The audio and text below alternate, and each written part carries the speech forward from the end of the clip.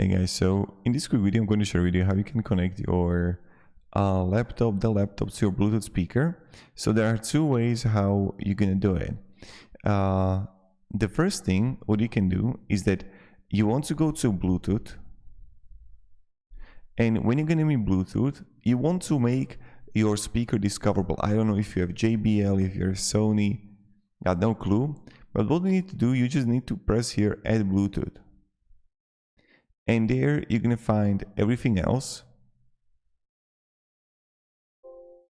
or like Bluetooth here.